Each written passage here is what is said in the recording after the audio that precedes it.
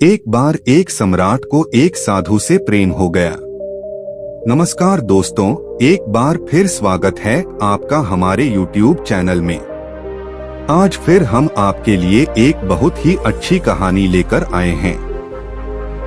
लेकिन उससे पहले अगर आप हमारे चैनल पर नए हैं तो चैनल को सब्सक्राइब करें। कमेंट बॉक्स में नमो बुद्धाय लिखना ना भूलें और कहानी को पूरा ध्यान से सुनें। यह घटना जापान की है। सम्राट हर रात अपने घोड़े पर सवार होकर अपने साम्राज्य का चक्कर लगाता था। वह हर रोज एक पेड़ के नीचे बैठे मुनि को अपने ढंग से मस्त देखता था। वह कभी नाचता तो कभी बांसुरी बजाता, कभी गीत गुनगुनाता तो कभी चुपचाप बैठा आकाश के तारों को निहारता। बादशाह जब भी उस रास्ते से गुजरता तो हर बार रुक जाता। वह उसकी छवि को देखने से खुद को रोक नहीं पाता। वह एक पल के लिए वहां खड़ा हो जाता था और उसकी मस्ती देखता था और फिर अपने घोड़े पर चढ़कर चला जाता है। धीरे धीरे सम्राट को उस ऋषि में इतनी दिलचस्पी हो गई कि पता नहीं कब समय बीत गया। वह दूर झाड़ी के पीछे खड़ा हो जाता और उस साधु की मस्ती देखता। और मजा ही कुछ ऐसा था कि वह खुद खुशी खुशी महल लौट आता। अब तो यह उसका रोज का काम हो गया। लेकिन एक दिन वह इतना भावुक हो गया कि जाकर साधु के चरणों में गिर पड़ा और बोला, महाराज, मैं आपको यहाँ नहीं रहने दूंगा। इसके बाद वर्षा ऋतु निकट है। यह एक वृक्ष है। वर्षा ऋतु में तुम इस वृक्ष के नीचे कैसे रहोगे? महल में आओ और मुझे आशीर्वाद दो कि मुझे सेवा का अवसर मिले।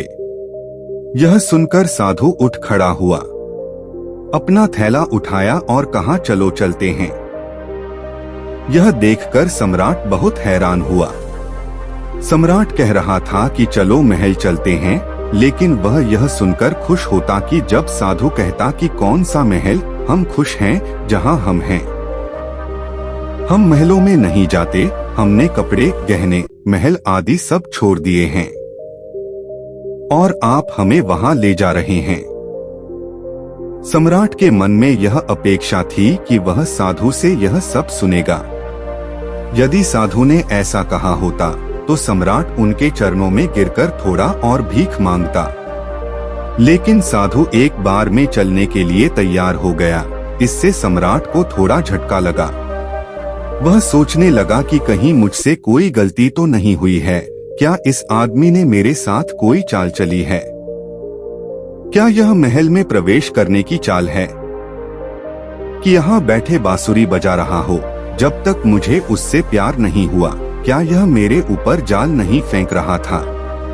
क्या यह केवल मछली पकड़ने का कांटा नहीं था? मैं मूर्ख हूँ जो इस जाल में फंस गया हूँ। अब कुछ कह भी नहीं हो सकता। बोलने का मौका ही नहीं दिया। एक बार भी उसने नहीं कहा ही नहीं। नहीं, मुझे यहाँ बहुत मजा आ रहा है। चाहे गर्मी हो या सर्दी, बारिश हमारे लिए सब एक समान है। बादशाह ने साधु की ओर देखते हुए मन ही मन यह सब सोचा। क्या संत है? विलासिता की बात आने पर वह तुरंत मान गया। सम्राट के मन से साधु के प्रति सारा सम्मान उठ गया। सम्राट यह सब सोच ही रहा था कि तब तक वह साधु सम्राट के घोड़े पर बैठ गया। जल्दबाजी में मैंने इस साधु को पहचानने में बहुत बड़ी गलती कर दी, लेकिन अब सम्राट अपनी बात से मुकर भी नहीं सकता था। वो अपने वचन के पक्के थे। सम्राट ने मन ही मन कहा, अब तो महल में जाना ही पड़ेगा। पड़ा रहेगा, इतने फालतू पड़े हैं, अब वह भी पड़ा रहेगा। लेकिन अब सम्राट के मन से उस साधु के प्रति प्रेम और सम्मान बिल्कुल नष्ट हो गया था। साधु महल में चला गया और आराम से रहने लगा। लेकिन बादशाह की परेशानी दिन ब दिन बढ़ने लगी, क्योंकि वह सन्यासी बड़े मौजमस्ती में रहता था। सम्राट को सन्यासी से जलन होने लगी। जब यह सन्यासी जंगल के वृक्ष के नीचे सुखी से रहा करता था तो सम्राट के मन में उसके प्रति आदर पैदा हो गया। क्या गजब का त्यागी है, उसके पास कुछ भी नहीं फिर भी इतना आनंदित रहता है। साधु वृक्ष के नीचे बांसुरी बजाता था और महल में भी वह बांसुरी बजा रहा है।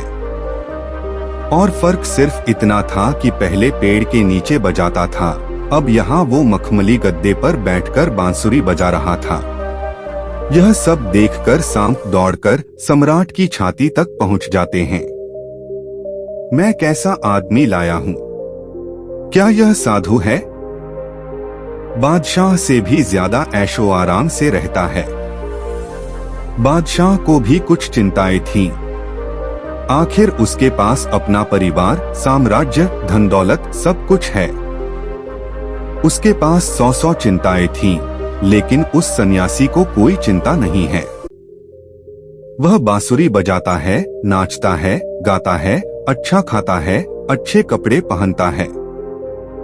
सम्राट ने किसी तरह उसे 6 महीने तक झेला, लेकिन जब बात सम्राट की बर्दाश्त के बाहर चली गई तो एक दिन सम्राट साधु संत से बोला, मैं एक प्रश्न पूछना चाहता हूँ। अब मुझ में और आप में क्या अंतर है? साधु ने कहा कि आप अंतर जानना चाहते हैं। सम्राट ने कहा, हाँ। ऋषि साधु ने कहा कि तुम महीनों तक व्यर्थ चिंता क्यों करते हो? जब मैं तुम्हारे घोड़े पर बैठा था तो तुम्हें यह प्रश्न पूछना चाहिए था, क्योंकि मैंने देखा था कि तुम्हारे मन में यह प्रश्न उस समय उठा था जब मैं तुम्हारे साथ थैला लेकर चल रहा था। उसी समय तुम्हारा चेहरा पढ़ रहा था। यह प्रश्न तुम्हारे मन में था। उस समय तुमने क्या नहीं पूछा? तुम मूर्ख हो। तुमने 6 महीने तक अपना सीना क्यों बेवजह जलाया होगा? वहीं पूछते कि झोला रखकर मैं उस पेड़ के नीचे बैठ जाऊं, कैसी हिचकिचाहट और किस बात पर शर्म आती है। लेकिन मैं कब से इंतजार कर रहा हूं कि आप कब पूछते, और फिर कल सुबह मैं आपको उत्तर बता दूंगा। लेकिन हाँ, मैं शहर के बाहर जाऊंगा और तब बताऊंगा। सम्राट अगली सुबह जल्दी उठ गया। वह जानने के लिए उत्सुक था कि उसमें और साधु में क्या अंतर है। फिर सम्राट ने सोचा कि क्या फर्क हो सकता है। मैं कुछ नहीं सोचता। जो मैं खाता हूँ वो वही खाता है और मुझसे ज्यादा मांगता है। यह लाओ, वह लाओ। मैं जिस कमरे में रहता हूँ उससे भी आलीशान कमरे में रहता है। मैं 2-3 नौकरों से गुजारा कर लेता हूँ और यह दिन भर 15 से 20 लगाए रखता है। इसकी जरूरतों का कोई अंत नहीं है। मांगता चला जाता है, फैंसी कपड़े पहनता है। जो कोई भी उसे देखेगा वह समझ जाएगा कि यह मेरा मंत्री है। कम से कम महल के बाकी लोग तो मुझसे डरते हैं, लेकिन इसकी आंखों में डर नाम की कोई चीज नहीं है। वह दिन भर बस अपनी मस्ती में बांसुरी बजाता रहता है। दिन भर अपनी मस्ती में। सम्राट सुबह सुबह साधु के कमरे में पहुंचे। वहां पहुंचकर उन्होंने जो देखा वह विस्मयकारी था। साधु ने वही पुराने कपड़े पहने हुए थे जो उन्होंने इस्तेमाल किए थे। वृक्ष के नीचे बैठकर धारण किए हुए थे। एक हाथ में झोली और दूसरे में बांसुरी लिए वो तैयार खड़ा था। बादशाह को देख साधु ने कहा, चलो साहब चलते हैं। इसके बाद वे दोनों महल से बाहर आ गए। चलते चलते शहर की नदी पार कर ली। कुछ देर बाद वे शहर से बहुत दूर आ गए। सम्राट ने पूछा कि और कितना चलना है। साधु ने कहा कि सुबह से दोपहर तक चलने में थोड़ा समय और है। तो सम्राट ने कहा, अब और नहीं, बस कहो आप जो कहना चाहते हैं। साधु ने कहा, मैं आगे चलता हूँ, तुम मेरे साथ चलोगे या नहीं? सम्राट ने थोड़ा गुस्से से कहा कि मैं कैसे चल सकता हूँ? मैं तुम्हारे जैसा भिखारी नहीं हूँ जिसे मेरी पत्नी, मेरे बच्चे, मेरे धन, मेरे साम्राज्य की परवाह नहीं है। सब कुछ मुझसे जुड़ा हुआ है। मैं यह सब छोड़कर आपके साथ क्यों चलूं? सम्राट की यह बात सुनकर सन्यासी जोर से हंस पड़ा और बोला, तुम में और मुझ में बस इतना ही फर्क है कि मैं कहीं भी जा सकता हूँ, तुम नहीं जा सकते। मैं अच्छी या बुरी स्थिति में खुश रह सकता हूँ, लेकिन तुम नहीं। जब मैं किसके अधीन रहा करता था, जैसे कि वो जंगली पेड़, मैं पूरे मौज में रहता था और जीवन के हर पल को जीता था। जब मैं महल में गया तो वहाँ भी मैंने अपने जीवन के हर पल को पूरी मस्ती और आनंद के साथ जिया। और अब कहीं और जाऊं तो ऐसे ही जीऊंगा, क्योंकि हम वही हैं जहां हम उस समय थे। हमारा तन और मन हमेशा साथ रहता है।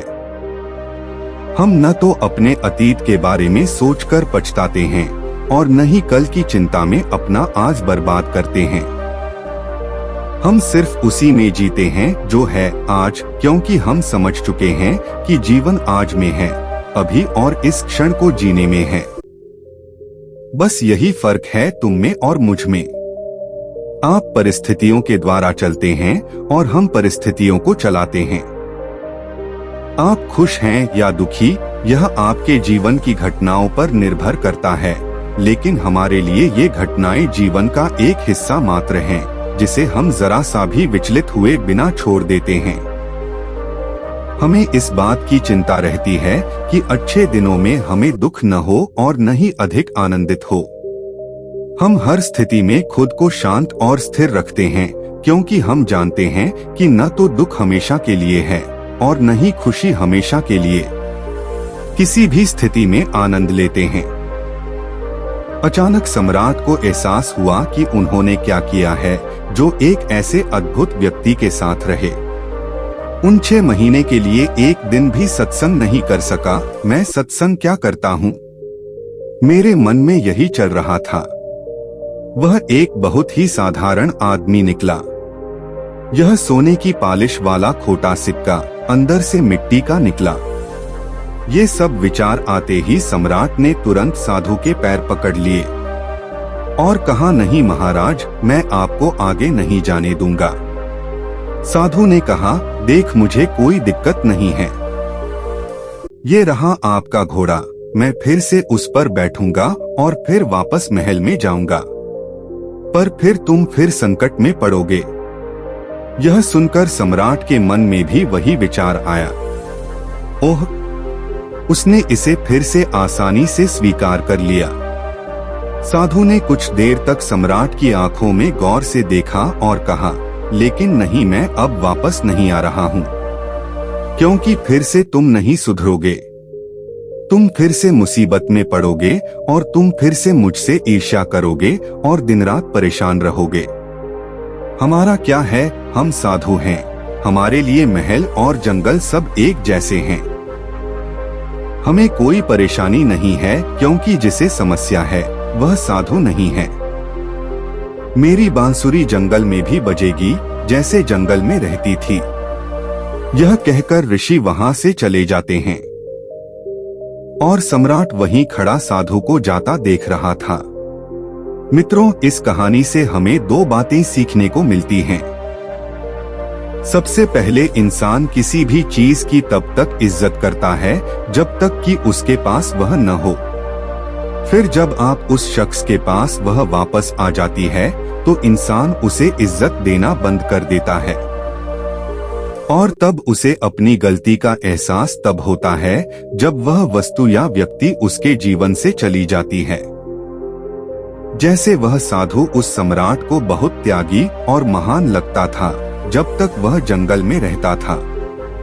जब तक वह सम्राट के साथ महल में जाता है, सम्राट ने उसका तिरस्कार कर दिया, लेकिन जब वही ऋषि सम्राट से दूर हो गए तो सम्राट ने उन्हें उपयोगी पाया।